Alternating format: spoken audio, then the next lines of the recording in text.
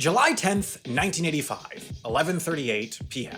Waitemata Harbor in Auckland, New Zealand. Two bombs go off, sinking a ship called the Rainbow Warrior. The attack kills one person, Fernando Pereira, and brings about the largest police investigation in New Zealand's history, revealing that French spies blew up this boat on their government's behalf and did a sloppy enough job that I, a YouTuber with no connection to any of this, am here to tell you about it 40 years later.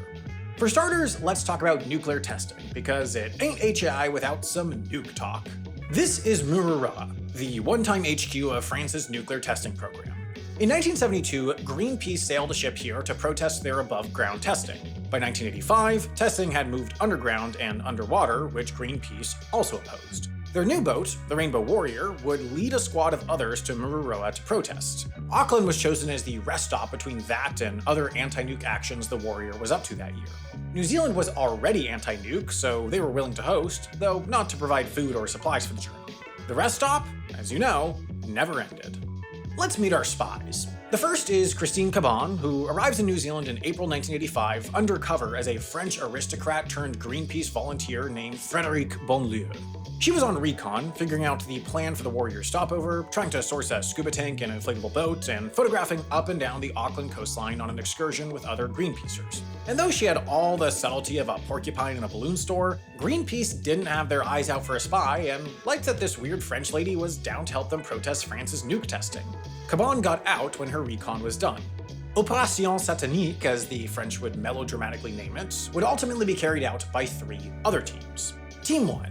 Dominique Prieux et Alain Meffat. Their real names, even though if I went undercover, my fake name would be Alan McFart. Their aliases in New Zealand, Sophie and Alan Terenge, married Swiss folk. Incredible creativity. These two were the captains of this whole thing. Team 2, 4 more agents on a 36-foot yacht called Uvea, responsible for smuggling explosives and an inflatable Zodiac boat into New Zealand. Team 3, the dive team, responsible for attaching bombs to the Rainbow Warrior. Team 2 arrives the day after Caban leaves in Parenga-Renga, far enough from a real port of entry that they had time to hide their contraband before customs searched them. They thought the Northland would be uninhabited and easy to lie low in, but it was inhabited and they lied high. Cruising down the coast partying, brandishing the French flag, signing guest books at pizza places, and getting in various romantic entanglements that made them very memorable. The fake husband and wife duo arrives at the end of June, having used spy skills, i.e. calling an insurance market in London, to learn the Warrior's itinerary. They rented a camper van from Newman's Auto Rentals, which will come up again, and met up with Team 2 a few times on various back roads in the northern woods to transfer the Zodiac and the explosives. Once the handoff happened, Team 2 cleared customs on their yacht and left the country. Team 3 shows up last, joining Team 1 and actually laying low here before the bombing. Team 3, mind you, are the mission's most competent spies, and they're about to accidentally kill someone. On the night of July 10th, a French guy who had just been in Thames with Team 1 stops by the Rainbow Warrior. He asks when their meetings are gonna end for the night. He then gets off the boat and flies right to Tahiti. Meanwhile, Team 3 departs the Teal Park Slipway in their Zodiac. About a kilometer, metric, you're welcome, away from the Warrior, 2 scuba divers slide into the water and head for the ship, attaching 1 bomb to the rudder and 1 outside the engine room, each with a 4-hour timer. Up on the Warrior, the crew is celebrating a birthday and doing a captain's meeting. Once that's all done, many get off the boat to hang out in the city, but a few stay on. Meanwhile, Team 3 is trying to get off the water but keeps missing their landing, while Team 1 chases them in the camper van. They eventually reach land, load stuff back onto the camper, and abandon the Zodiac and 2 oxygen tanks at water's edge. Teams 1 and 3 retreat together to Thames.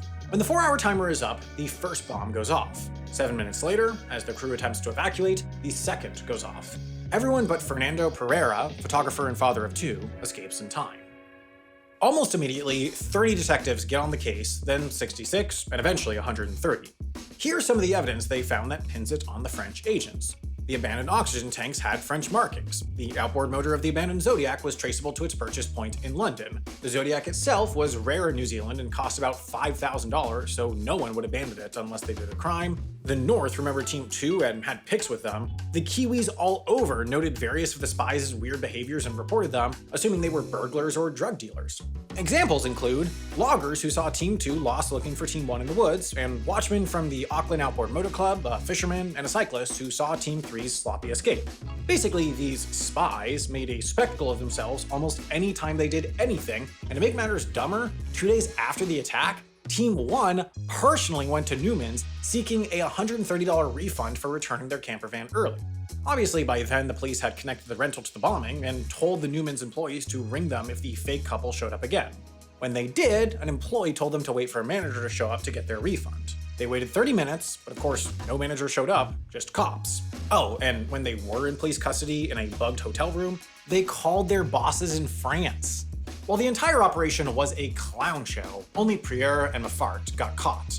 Team 2 escaped on their yacht after being found on the Australian territory Norfolk Island shortly after the bombing. When the cops couldn't produce enough evidence to detain them in 24 hours, they had to let them go, and they fled to the Coral Sea, ditched Uvéa, and boarded a French nuclear sub that took them home. Team 3, no joke, took a ski trip in the South Island before heading back to France, and they weren't tied to the case until much later.